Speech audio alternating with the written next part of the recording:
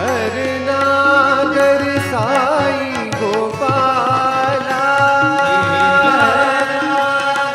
साई गोपाला, मीरा के प्रभु श्याम गोपाला, मीरा के प्रभु श्याम गोपाला, मीरा के प्रभु श्याम गोपाला, मीरा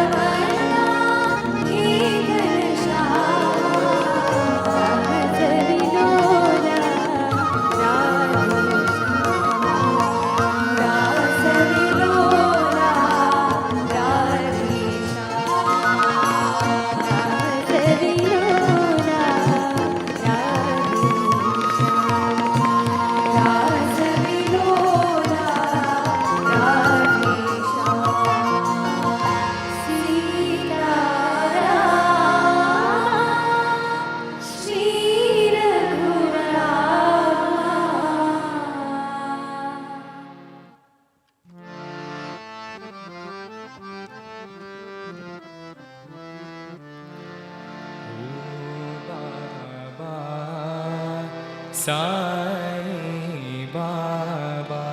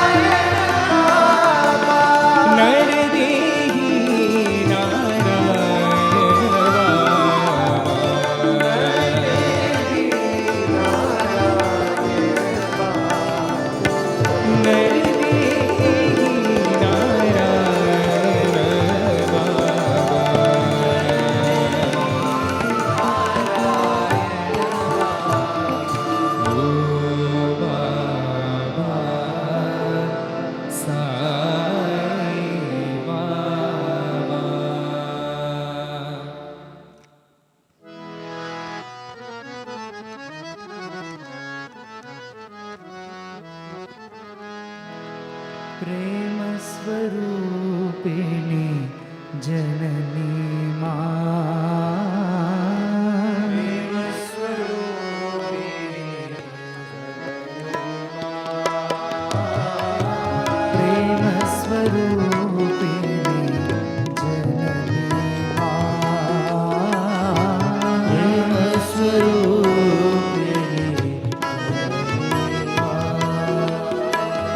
चरण नमोस्तुते साई मां।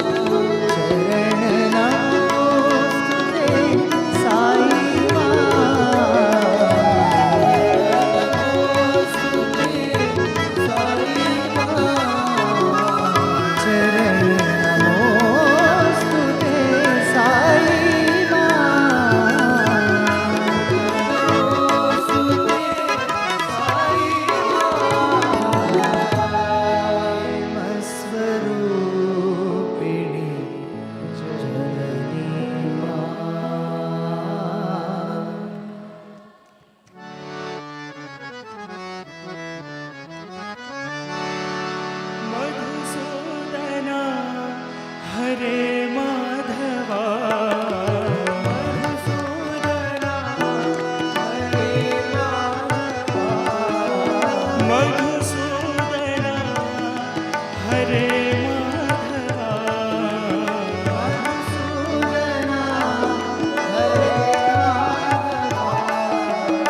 Shri Vasudeva जनार्दना Shri Vasudeva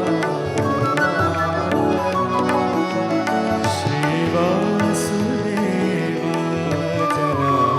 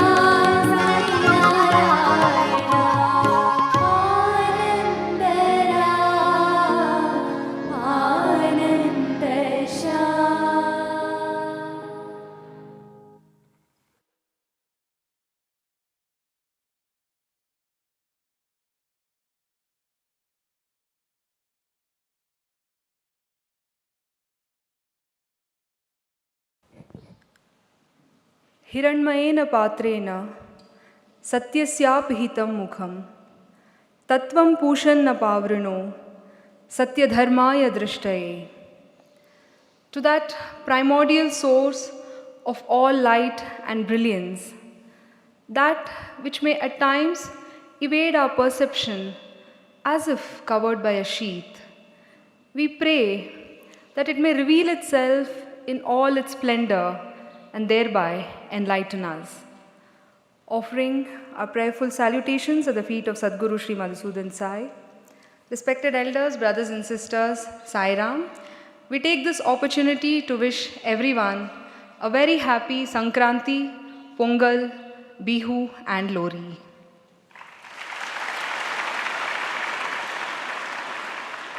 Widely celebrated as a harvest festival all over the country, this is a time to express our gratitude to Mother Nature for all that she provides, and to Bhagwan Surya Narayana, the source of all light and life on this planet.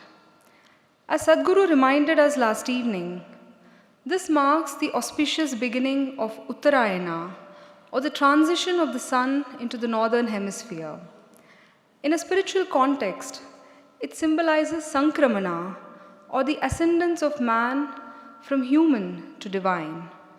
And for all of us, what a blessed fortune to have that very source of all light and wisdom as our Sadguru, who is leading us all on the Godward path. We will commence this morning's program with invocation by girl students of the Vedic Studies program, and they will chant the Shraddha Suktam.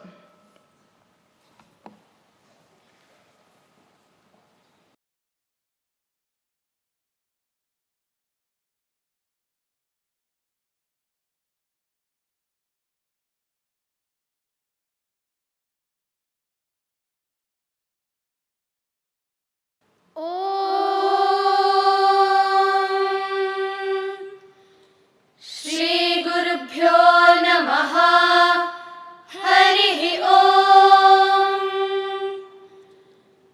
श्रद्धयाग्निः समिध्यते श्रद्धया विन्दते हविः श्रद्धां भगस्य मूर्धनि वचसा वेदयामसि प्रियग् श्रद्धे ददतः प्रियग् श्रद्धे विदासतः प्रियं भोजेषु यज्वसु इदम् औदितं कृधि यथा देवा असुरेषु श्रद्धामुग्रेषु चक्रिरे एवं भोजेषु यज्वसु अस्माकमुदितं कृधि श्रद्धान् देवा यजमानाः वायुगोपा उपासते श्रद्धागुं हृदयया कूत्या श्रद्धया हूयते हविः श्रद्धां प्रातर्हवामहे श्रद्धां मध्यन्दिनं परि श्रद्धागुं सूर्यस्य निमृचि श्रद्धे श्रद्धापयेहमा श्रद्धा देवानधिवस्ते श्रद्धा विश्वमिदं जगत् श्रद्धां कामस्य मातरम् हविषा वर्धयामसि ॐ शान्ति शान्ति शान्तिः हरिः ॐ तत्सत् Shri साईश्वरार्पणमस्तु.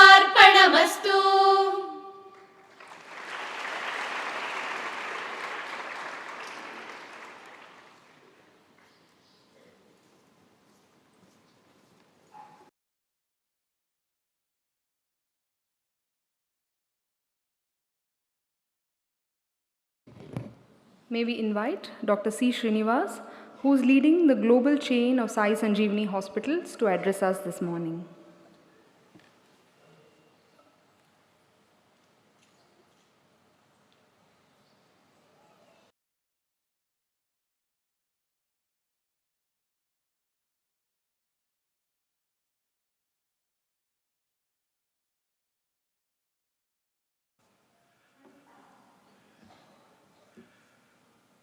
Most dearest and beloved and ever so kind Sadguru Madhusudan,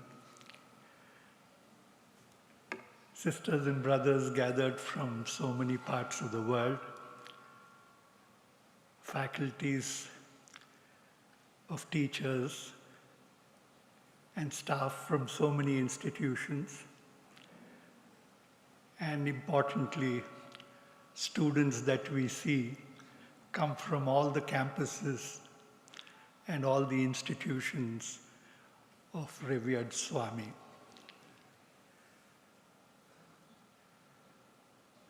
The universe that we live in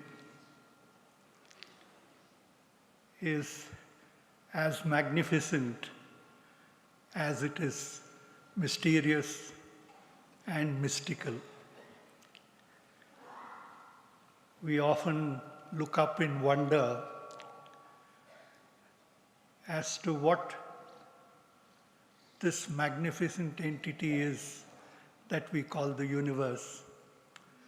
And if there is one point in time when the convergence of all that is so magnificently aligned and brought together to a point of convergence. It is this day which we put in the calendar, and it is this point in time where we are all seated here. If we just reflect on the enormity and the magnificence of this day and this moment, we will get to fathom what a magnificent creation we are blessed with in this journey of life. My dear sisters and brothers, this is the day first when each one of us looks upwards, because we are children of the environment that we have grown in, and it is on this day we look up in wonder and in awe of what this universe is. And when we look upwards, this also on this day teaches us that we should look forward in life. And that is Swami's relentless, timeless message, to look forward and ahead in life. Whilst it is magnificent to look up and wonder, it is always enthusiastic and zealous to look forward. And that brings us to the most important of the three, which is what Swami time in and time out teaches us, which is to look inwards. And once we begin and continue to look inwards, and that is where the secret of our existence, the secret and meaning of our purpose unravels and unfolds. Swami, as much as he does in the world outside, equally, if not more importantly, is to enable each one of us and to awaken in each one of us the vision that we get when we look inwards at the universe that exists within us. The beauty of Swami's teachings, message and life is, he teaches us to exert our heart, head and hand in the universe outside by, more importantly, reflecting, meditating and living in the universe that exists within us. This is the holy communion of Makara Sankranti, when we are taught, told and indoctrined as a scientific truth that the trajectory of the sun goes northward. And as it is put in the English language, we are always told to look to the north, meaning progress and moving ahead. To all of us who are the students of life in particular, it is this moment and day wherein both the intellect and the intelligence becomes razor sharp, where the mind becomes so supremely focused, like the tip of the arrow that Swami holds in his hand. And I think as we are a large number here in students, and pretty much all of us as in the students of life, having razor sharp focus is what defines a student. And it is on this day that the focus of the mind, aligned with the heart and the hand, becomes so single-pointed. And I think this is what Swami wishes and blesses us to perpetuate, to live in that razor-sharp focus of what the purpose of our life is and how we should go about in bringing greater meaning by serving others and serving ourselves on this journey of life.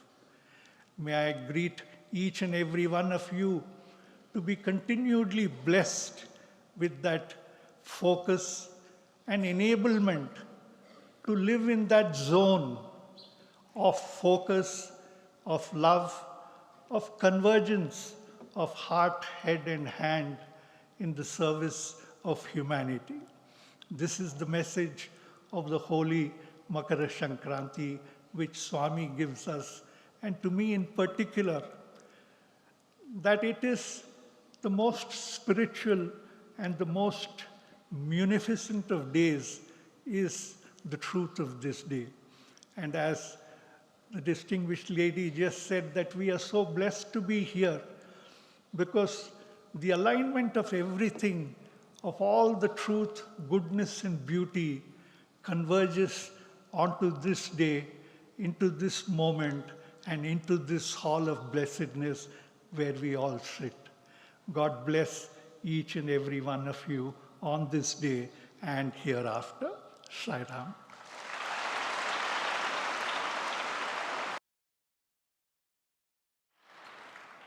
On behalf of all of us, we pray to Sadguru to bless us all with his Sankranti message.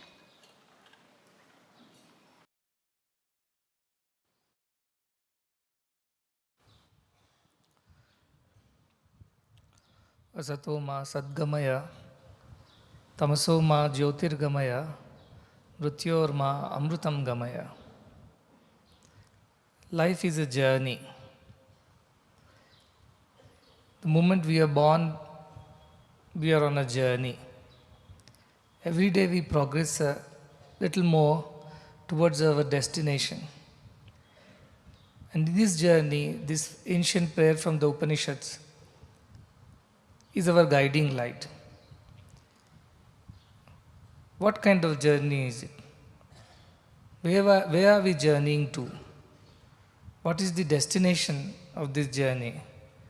It says, Asato ma sadgamaya, from untruth to the truth. Tamaso ma jyotirgamaya, from darkness to light. And mrityor ma amrutam gamaya, from death to immortality. Sankranti is also a journey. As just now Srinivas ji said, it is the journey of the sun from the southern hemisphere to the northern hemisphere.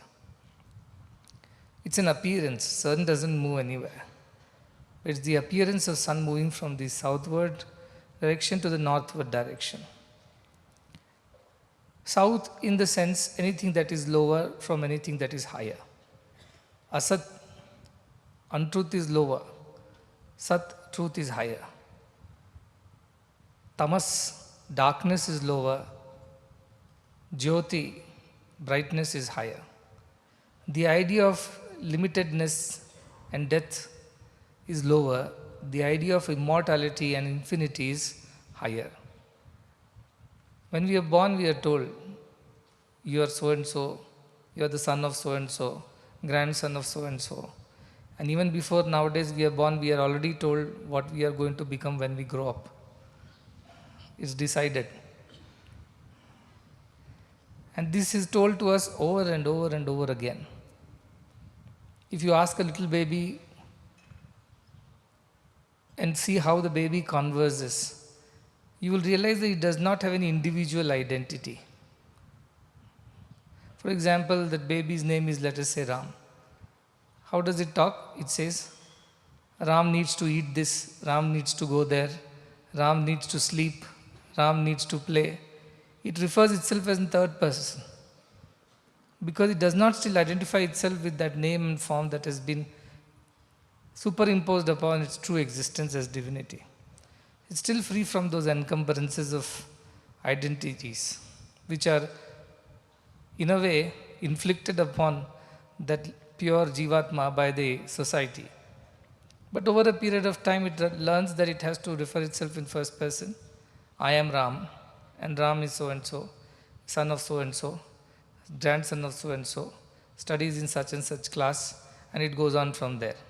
And this identity piles up on us layer after layer after layer with every single achievement or accomplishment in life, till it becomes, in a way, our existential reality.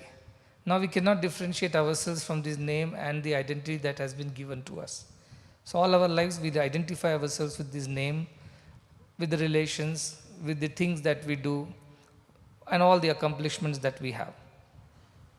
So much so that over a period of time we truly forget who we truly are. And that is when Upanishads and these great scriptures come to our rescue, which tell us that you are more than just this name and the form that you have been given. Beyond these names and forms, your true existence is divinity, which has no name, no form.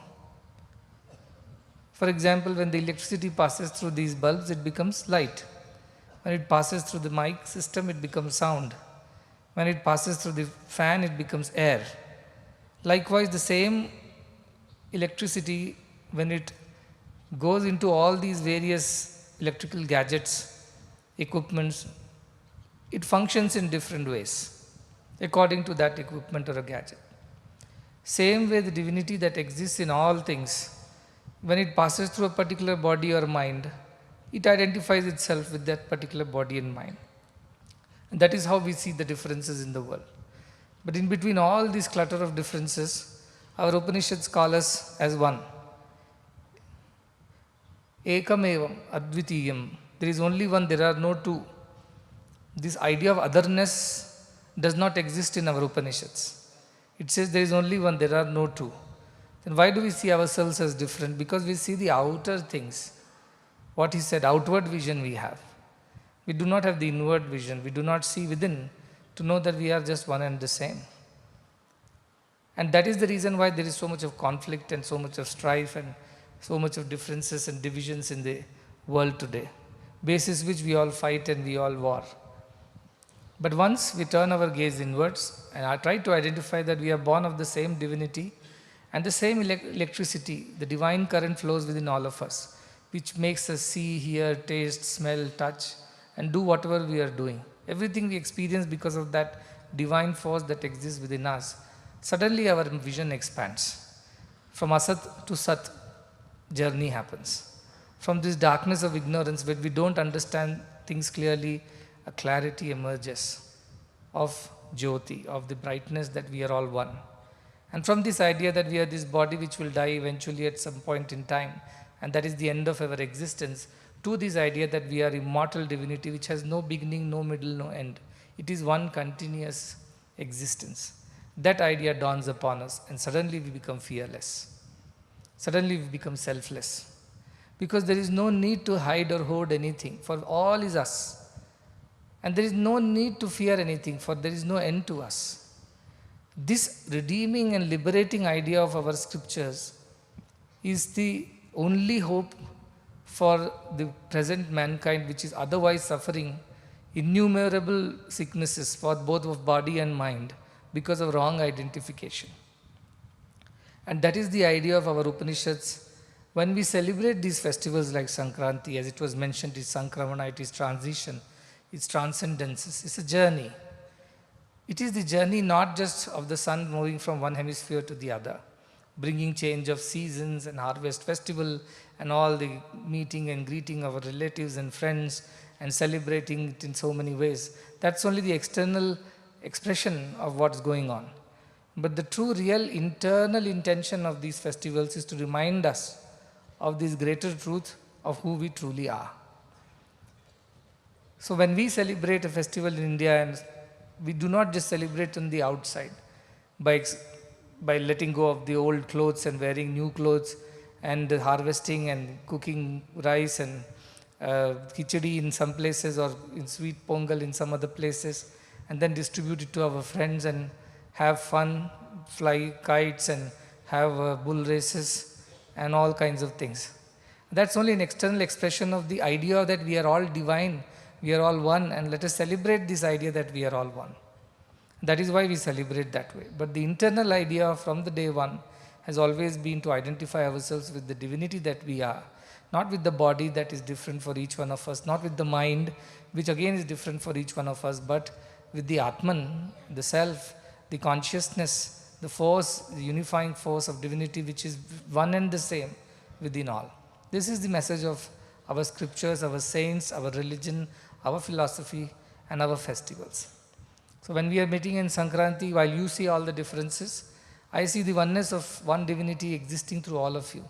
It smells, tastes, touches, sees, hears and behaves in so many ways. It is like so many bulbs on the roof. They all look different, but they are all powered by the same electricity which runs through all of them. So in a way you can call them all as different bulbs, but then I see the electricity that runs within them. And people see the differences of existence of all things in the external, I see the oneness in the internal. And that helps us develop this selfless love, because everything is us. Everything is us. And that is how we must live our lives. When we are born in a country as beautiful, as spiritual as this, where we know there is no end to our existence, there is no beginning as well, then we are fearless and we are selfless, because we don't become selfish to enjoy our lives, as they say. In the world, the term that goes around is YOLO. You only live once. That's what they tell. So therefore, make the best of this opportunity. Enjoy as much as you want. Feed your senses with all kinds of things, all pleasures, without any limits or without any restrictions, which is not correct. We as Indians know the truth is much more than that. And the truth is that we are divine and our existence is divine. We behave differently, sometimes good and bad, because of the mind, which is a sheath, which is a cover upon our Atman. And through that cover, when we see, everything looks different. Suppose I there are bulbs here. Can you turn the lights red? Everything will become red. I will also look reddish.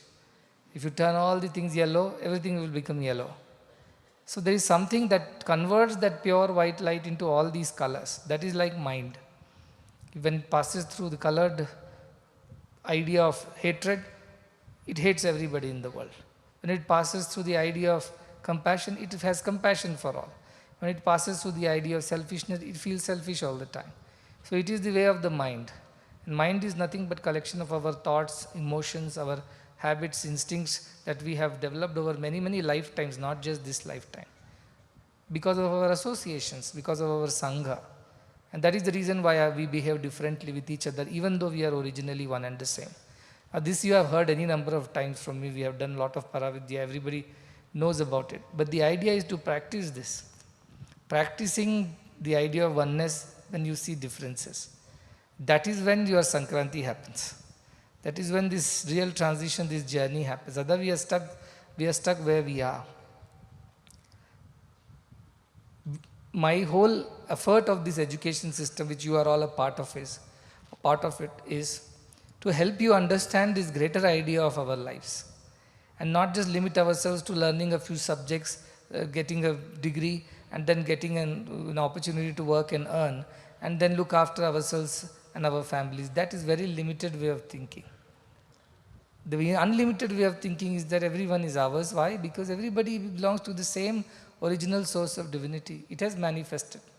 Eko vashi sarva bhutantaratma. Only one exists in all these existences, which alone is the controller and the Lord of everything. Isha vasimidam sarvam. All Upanishadic statements talk about this oneness.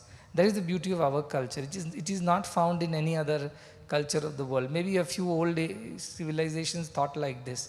But most of the modern religions do not think that we are one and our existence is divinity and that we have no beginning, middle or end. Nobody believes this in the modern times.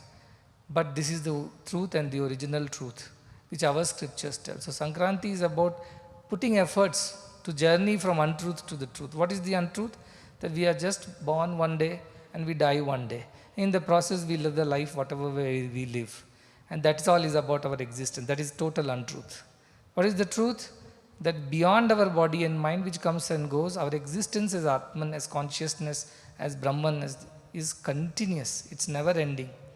It's beginningless and endless existence. It's infinite. That liberates us from what? From the darkness. Darkness means negativity. To positivity.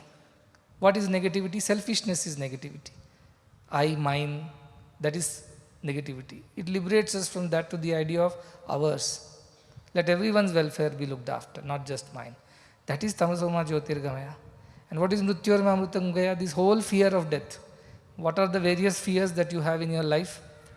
Fear of exams, then fear of your wardens, and fear of your marks, so many things, parents.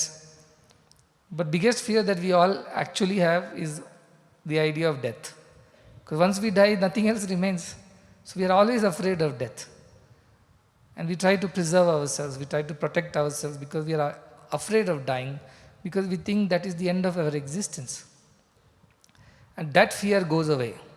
Mrityubhaya goes away when you realize this oneness in everything.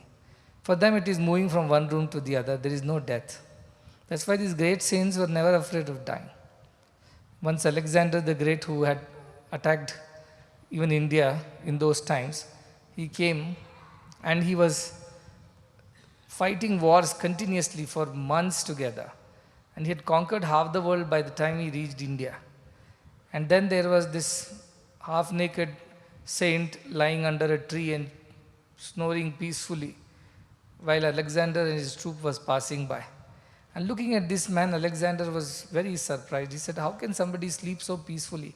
I haven't slept in years.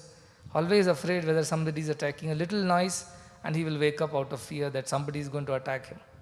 Whereas here is a man who has nothing, just a piece of cloth on his body and nothing else. Restfully he is sleeping under this tree in the midday. What is the secret? He wanted to know. So he sent his soldier and told this saint to be called and brought to him. When the soldier went there, this saint refused to move. He said, I am not coming. I have no king. I have nobody to bow down to. He said, no, this is Alexander the Great. He has conquered the world. You must come. He said, I don't know of any king. I don't believe in this. Then Alexander got restless. He said, tell him that we will kill him. We will chop his head if he does not come and present himself. And when he scared him, this man said, let him do that. It's good. I will get rid of this body. It's been a burden for me. Alexander was further surprised. How can that be? How can somebody not be afraid of death? How can somebody not be afraid of having his head being cut? So Alexander himself got off his horse and walked up to this man and asked him what was the secret of his peace and happiness. How could he restfully sleep like this? And he's not afraid of death. Then he explained about our idea of oneness and immortality as our existence, which surprised Alexander the Great because he had never heard something like this. And that is what transformed him.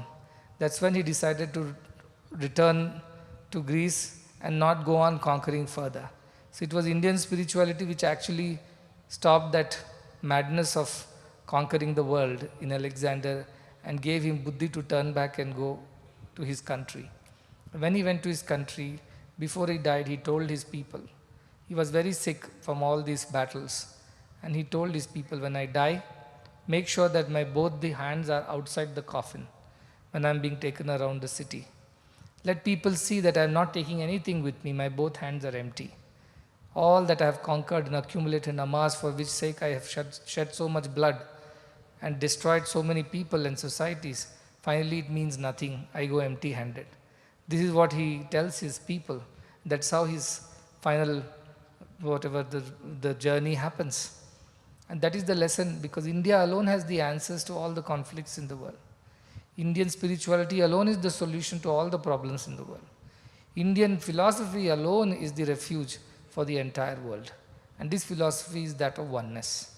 And oneness not based on belonging to one family or one town or one nation. It simply is the idea of oneness of divinity in all existence. And Sankranti is when we make this transition from untruth to the truth, from darkness to light, and from this idea of mortality or death to this idea of immortality. In our medical college also we put this slogan or motto, Mrityor Mukshiyam Maamritat. It comes from Trayambakam mantra, from Sri Rudram. And what does it say? Mrityor Mukshiya, free me from death, but not from immortality. Free me from death means free me from this idea of death, so that this fear of death disappears. And then let me embrace the idea that I am immortal spirit and I cannot be destroyed. And that idea alone can help us do great things in life. All the courage and fearlessness comes only from this one idea. Think of all those great people, those saints who have sacrificed their lives to protect this culture, all the freedom fighters, they all were not afraid of death. That's why they could do what they could do. So once you are not afraid of death, because you don't think you are just the body which dies, your capacities become infinite. Your abilities expand. And there is nothing in the world that is impossible for you after that. And that is the idea of our Indian spirituality. That is true Sankranti for me. On the outside, as I said, I wish everybody around the country we celebrate this festival with great joy, because it is the beginning of longer days, more brightness, more warmth. Cold winters are getting over. Now people can come out of their houses, enjoy the sunlight. And sun was so important and is important because we were an agricultural economy, and sun was the source of all sustenance. Therefore, we used to worship sun on this day.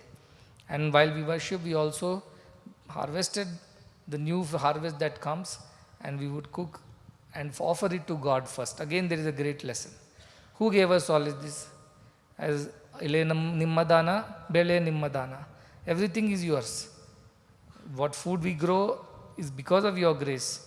Whatever crop that we have, this is your grace. Without sun, air, water, earth, where can we get all these things? So where is the question of ego, of having achieved anything in life? Because everything is given by God. You can be an engineer and build big buildings, but have you created earth, that is in the raw material in the first place? You haven't. You can be a great painter, but have you created the colors in the first place? No. You can be a great teacher, but have you created the knowledge in the first place? No. You can be a great doctor, but have you created the body in the first place which you are treating? No. You can be a great singer also, but have you created the sound in the first place? No. Anything you take up in life, none of this is possible without the existence of divine grace in the form of all these things which we utilize and then achieve whatever we achieve. So where is the question of any ego? There is no ego. So Sankranti is also a day when we have to remind ourselves that everything happens because of the divine, or using the divine grace, we put some efforts and achieve some things in life. But our achievement is not totally our achievement. It is because of the divine grace that we achieve. Therefore, we develop this idea of humility. And of all the things, we worship Sun God on this day because he is the most fearless and selfless entity that we can see around. Imagine sun. How does sun give light to others? By burning himself out. Every day he is burning. And because he is burning, he is giving light to others.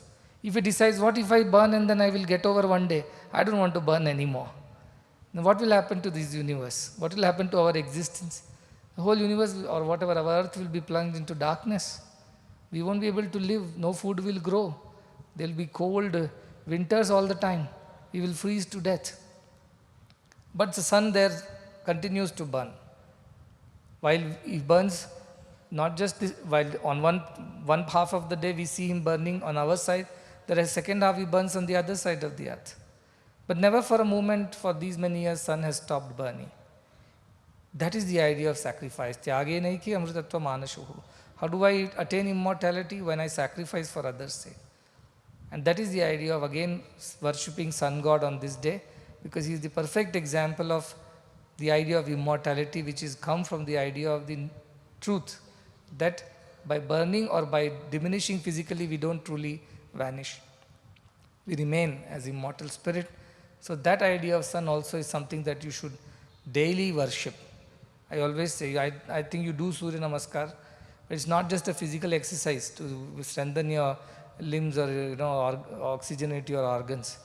It is the idea of looking at that great source of all light, all truth, all sacrifice that sun is, which is always burning to give life and light to others.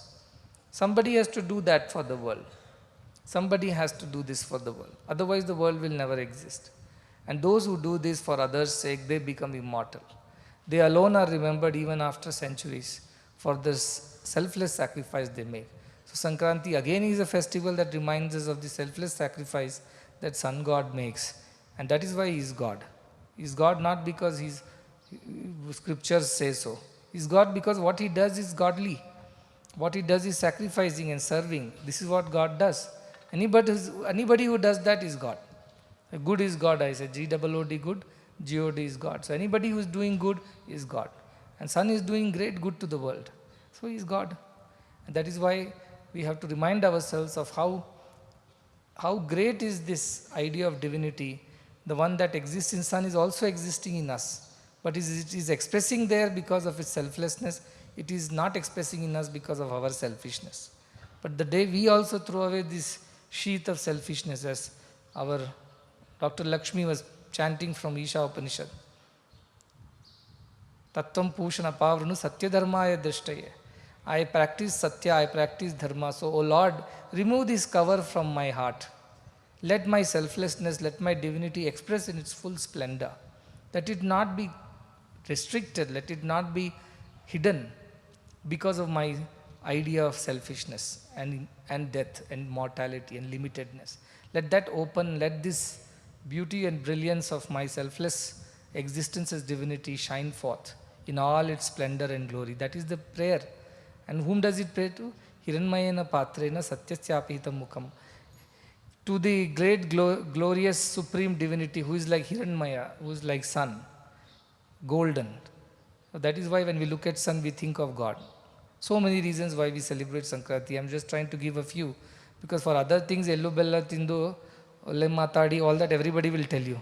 Eat nicely, wear new dresses, fly kites, run around, play games, meet your friends. That everybody will do. And of course, you get a holiday that is much, much more than all these put together. But beyond all these things, if you go by our idea of scriptures, it is the idea of getting rid of our humanness and embracing the idea of divinity, which will redeem us of our selfishness and all the fears in life. Once you have no fear, you can achieve anything in life. When you have no selfishness, you can do any amount of good to the world in your life. And that kind of life alone remains forever. All others die and perish. They alone live who live for others. All others die. Swami Vivekananda does not even call them alive. They are more dead than alive, he says. They are actually dead because they are just looking after themselves and nothing else. And many parents also say, if you look after your children, what is the big deal? Even animals look after their kids as a part of their instinct. That is a parental instinct. What is so great about looking after only your children? When you look after somebody else's children, then you have grown out of animality into a greater idea of selflessness. That is what you all have to do. Just looking after ourselves is very selfish. And this idea of immortality comes through sacrifice alone. That is our scriptural truth. And this have been time tested and time proven. Thousands of years of truth, this is with us. And we are singularly blessed to be knowing this truth. Because we are born here, we have got to learn from great gurus. And these scriptural truths are known to us, which is not known to so many. Manushatvam, Mumukshutvam, Mahapurusha Samshaya. All this has happened to you. So you are really a blessed lot. Make sure that this blessing does not go waste. When you are kids, when you are young, it is easy for you to believe all these things because you are very innocent. But as you grow, then your mind starts playing tricks. Then it starts arguing all kinds of things. If Atman exists, why don't I see the Atman exists? Why all these things are being told? If I sacrifice, what will happen to me? Everybody is entitled to their own survival. All kinds of nonsense the mind starts talking. Because it wants to argue against this Atman. It is the opposite team of Atma. So naturally, when you are playing a game of cricket, when the bowler is bowling, he is not trying to help you play the game. He is trying to get you out. As a batsman, you think, how nice is bowling to me so that I can play. No, he is not bowling for you to entertain yourself by playing. He is only trying to get you out. Like that, this mind has his own tricks. It only was trying to dissuade you from this path of spirituality. And every time this happens, a festival comes in India and reminds us again. Why are we celebrating? Because we want to grow from idea of mortality to immortality, from selfishness to selflessness. That is why we are celebrating this festival. Again, we become very happy. We come back to the original path. So these festivals in India are very carefully planned. In fact, throughout the year, there are festivals. And I've written about the entire, all the festivals of India in an article for Sanatana Dharma, where why each festival in each of these months is celebrated, what is the significance, and how it keeps us on track. Because we have this habit of tendency of deviating from the path. So every time we do that, a festival brings us back on this path. We are truly blessed because we have so many festivals in India. And each festival is unique. And this is the first festival that starts from January is this festival of Sankranti. And I wish that all of you will take this message to your heart. contemplate upon it. Then how can I grow from this idea of limitedness to unlimited divinity? How can I grow from being selfish to selfless? How can I grow in my conviction about this truth and give up the untruth of my existence? With this idea, you must celebrate this festival. If you celebrate in the true spirit of the festival, your lives will be happy lives. You will have a life of fulfillment, life of satisfaction. At the end, like our Upanishadic sadhu says, you will never meet the regret. They will never have regrets in life. Kim sadhuna karmamaham, kim papamakaharamaham iti. Why did I not do the good things when the time was still there? Why did I end up doing wrong things? This kind of regret will never come to you at the end, because you have led your life in the Sathya Dharmaya Drishtaye, in the Sathya and Dharma path. And therefore, truth will be revealed to you sooner or later.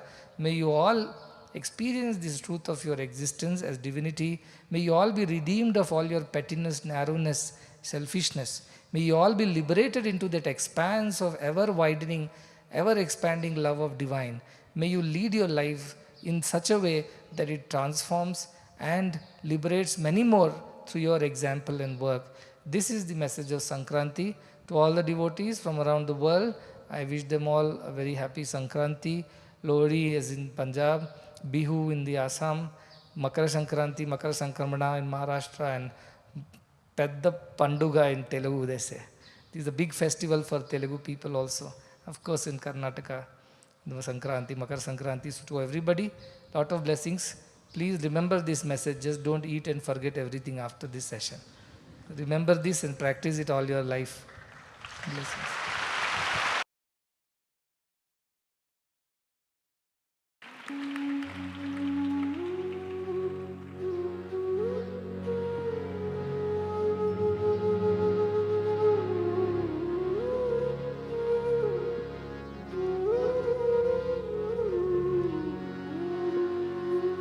जय जगदीश हरे स्वामी सत्य साई हरे भक्त जना संरक्षक भक्त जना संरक्षक पति महेश्वर ओम जय जगदीश हरे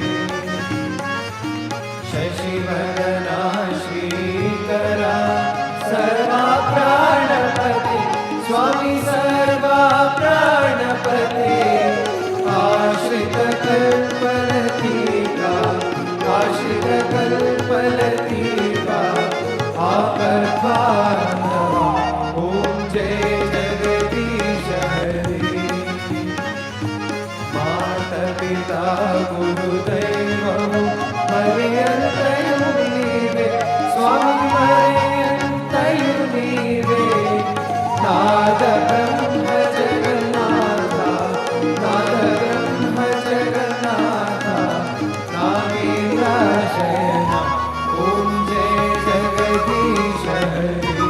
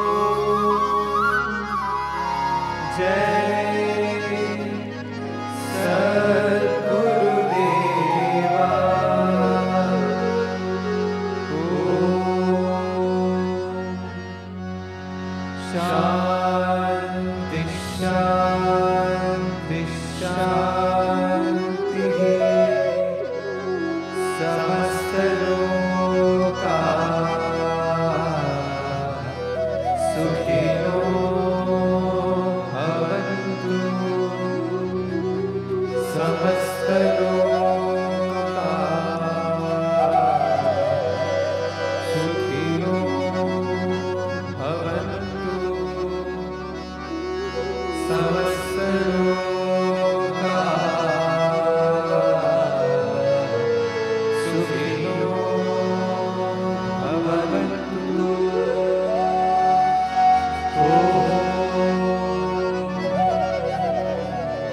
शान्ति शान्ति शान्ति। जय बोलो भगवान श्री सत्य साई बाबा जी की जय। जय बोलो सद्गुरु श्री मधुसूदन साई जी की जय।